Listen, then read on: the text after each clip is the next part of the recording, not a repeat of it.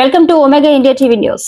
బుట్టాయిగూడ మండలంలోని దండిపూడి కాలువ నీటి గుండంలో ప్రమాదవశాత్తు చిక్కుకొని మరణించిన చిన్న రవ్వవారి గూడెం గ్రామానికి చెందిన మృతుల కుటుంబాలను కలిసి ప్రగాఢ సానుభూతి తెలిపిన పోలవరం మాజీ ఎమ్మెల్యే తెల్లం బాలరాజు మాట్లాడుతూ గతంలో ఇటువంటి ప్రమాదాలకు గురై మృతి చెందిన కుటుంబాలకు వెంటనే ముఖ్యమంత్రి సహాయ నిధి ద్వారా ప్రభుత్వం నుండి పరిహార సహాయాన్ని అందించి కుటుంబాలను ఆదుకునేవారని గుర్తు చేశారు.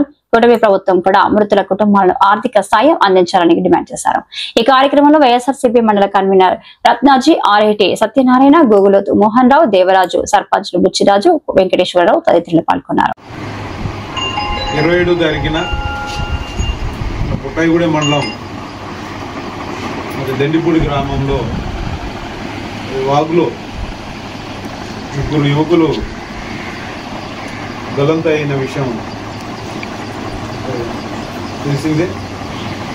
ఈ యువకులు గిరిజన యువకులు దురదృష్టవశాత్తు ఆ వాగులో మునిగిపోవడం, చనిపోవడం కూడా జరిగింది.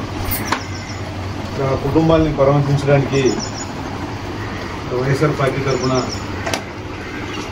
అది పరామర్శించడానికి రావడం అయింది. కానీ ఇది హృదయ విదాకరమైన సంఘటన. ఇలాంటి సంఘటనలు జరగడం చాలా బాధాకరం, విషాదకరం. ఆ కుటుంబాలకి ప్రగాఢమైన సంతాపం కూడా తెలియజేస్తున్నాను. దురదృష్టవశాత్తు ఇలాంటి సంఘటనలు మరి జరుగుతూ ఉంటాయి. మరి ప్రభుత్వం కూడా మరి పట్టించుకోవాలి.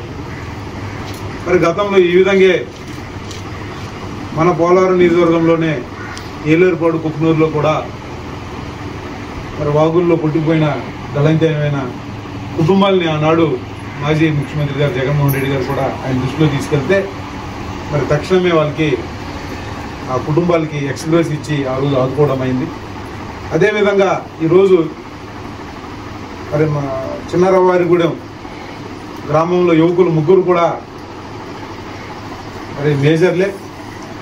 మరి కుటుంబాన్ని పోషించే స్థితిలో ఉన్న ఆ పిల్లలు దురదృష్టవశాత్తు మరి చనిపోయారు.